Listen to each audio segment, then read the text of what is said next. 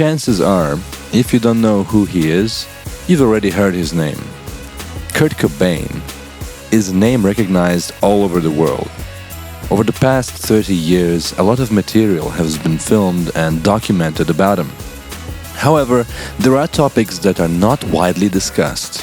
Why Kurt Cobain remains relevant today, and how does his influence affect our generation? How is his daughter Frances now? How much is the entire legacy of Kurt Cobain, and who manages it? Is there any connection between Kurt's success and American politics? Keep watching Just Legends to find out. Here we go. Kurt was born in the late 60s, shortly after the sexual revolution in the United States. Even as a young boy, he was showing signs of creative potential. In school, he always stood out as an odd kid. He used to say that he had no intention to stay in his hometown, Aberdeen, to become a logger. He constantly mentioned that he wanted to become some sort of artist. In his teens, he became more rebellious, skipped school, did recreational drugs, and faked his way through musical classes by copying the other kid in class. He also dyed his hair different colors and hung out with girls more. For this reason, he was subject to bullying as the other kids considered him gay. All these factors at his early development must have contributed to his liberal views later in life. As he grew older, he dropped out of high school and had to start earning money to sustain himself as a young adult. He normally took jobs as a janitor in hotels, which he didn't really do. He used the hotel environment to take naps on couches and raid the fridges after the hotel guests checked out. Aberdeen in the 80s was a especially boring place. Constant gray and rainy weather and not much to do in town led him to do the two things he enjoyed the most: practicing the guitar and art. Some sources say that his first relationship with a girl named Tracy had a great contribution towards his later success. He moved in with her and lived off her earnings for several years. This allowed him to focus on his art, songwriting, playing the guitar, and watching TV. He recorded his first joke demo album called Fecal Matter, which eventually attracted Chris Novoselic and Chad Channing. This event was a game changer. According to some sources, in the early days, the band barely had any money to exist and survive. Money wasn't their main motivation, though. They were willing to do tours around Aberdeen for $100. Their drive was their sheer enthusiasm for performing. Can you imagine that their first label deal with Sub Pop in 1989 only made them $600? The band experienced major success after signing a contract with DGC Records and publishing their masterpiece, Nevermind, which would echo for generations to come. In 1990, Kurt met Courtney Love. Their union was based on far more than just romance and use of recreational drugs. They were both driven by their love of songwriting, music, shared liberal values, and undeniable fame. In the period from 1989 to 1994, the United States actively supported the idea of protecting individual rights and personal freedom as one of the main values of society.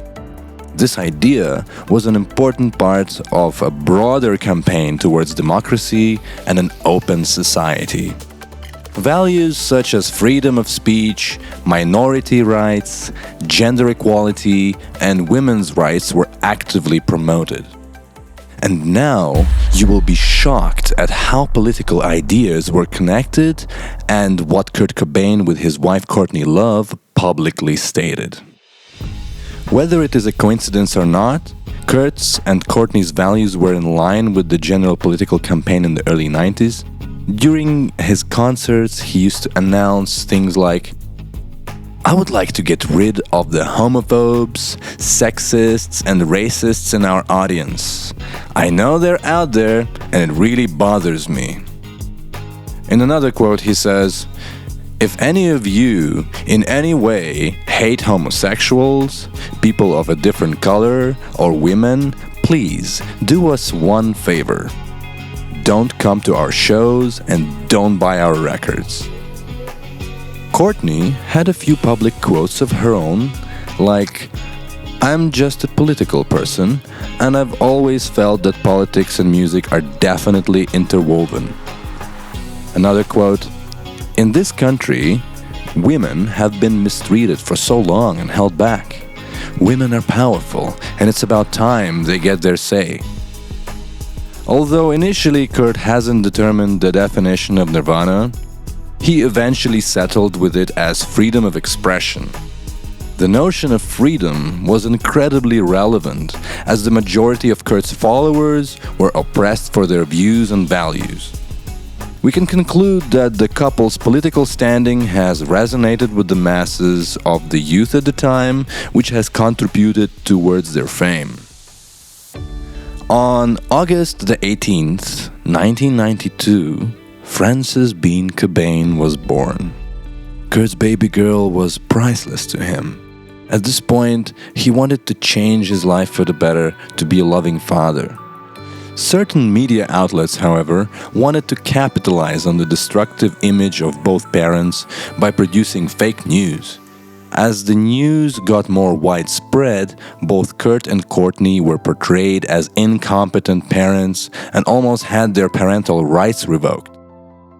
Even after clearing up their name, there still were issues with Kurt's health due to drug use.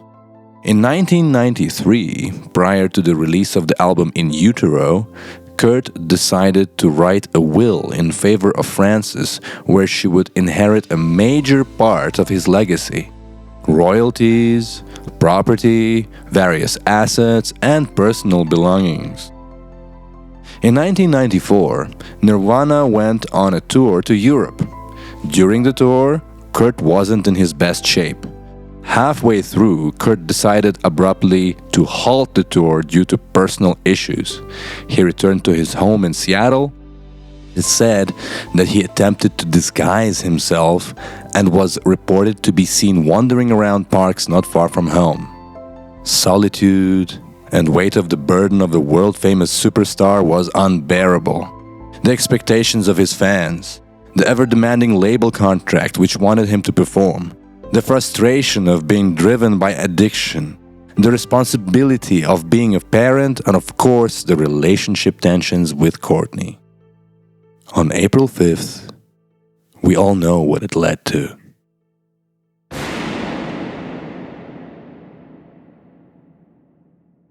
Somebody turn on the light. We're not over yet. So, what happened next? How much is the entire legacy of Kurt Cobain worth, and who manages it now? Keep watching. After the tragic events of Kurt Cobain, many of his followers became fixated on the thesis of liberal ideology. This brought a huge amount of attention to his personality and beliefs. There was also a lot of speculation on Courtney's innocence and the possible motive to have Kurt die.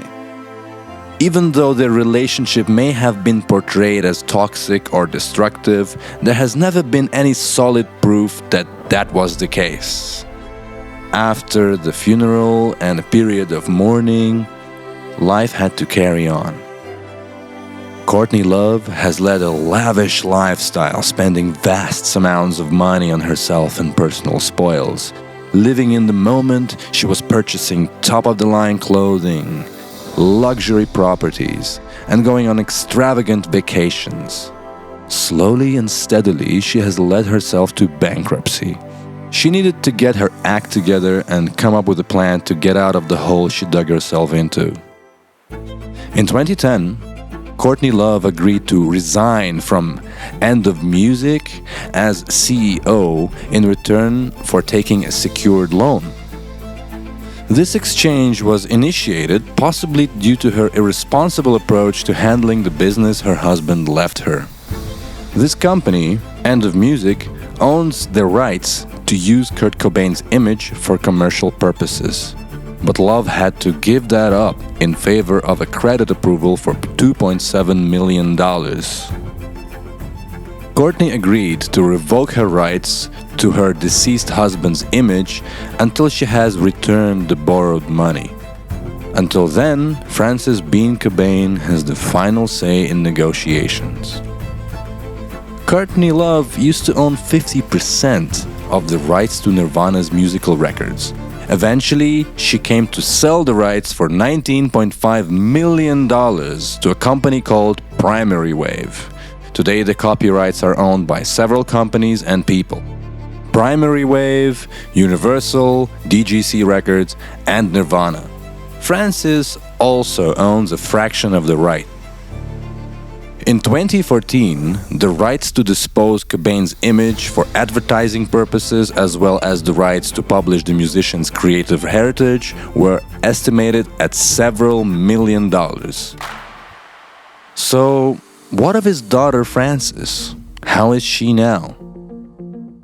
In her father's shadow, Frances doesn't seem to appreciate the fortune she inherited from a man she's never met. Constant media attention to her father's death created emotional pressure, feeling of despair and grief. She heard about her father almost everywhere, on social networks, on the radio, from people and close ones. Even Dave Grohl, the former drummer of Nirvana, stated that he's still processing Kurt's death, as he has to explain it to his children. In an interview, Frances said that she doesn't feel like she really deserves what she inherited. She developed a strong desire to feel a sense of accomplishment. As a result, she initiated a documental project to honor her father. Alongside Brett Morgan, she produced the documental movie Kurt Cobain, The Montage of Heck, which was released in 2015. The purpose of this movie was to show the people how everything really happened. But that's not all. She's also decided to launch a fashion line associated with her father. In 2019, in collaboration with Live Nation Merchandising, the fashion brand Kurt Was Here was born. Frances donated 10% of all proceeds to JED Foundation, an emotional health and suicide prevention fund for adolescents and young people in the US. As for her musical tastes, she doesn't seem to be a big fan of grunge, but she appreciates a few select songs like Territorial Pissings and Dumb that evoke emotions in her. Inspired by her parents, she tried to prove herself as a singer and musician. Songwriting doesn't seem to be her big passion. I think I found you. According to a report from 2019, Frances said that her relationship with her mother has improved significantly. They seem to be on good terms now. Frances had many insights regarding her family as she grew past 15.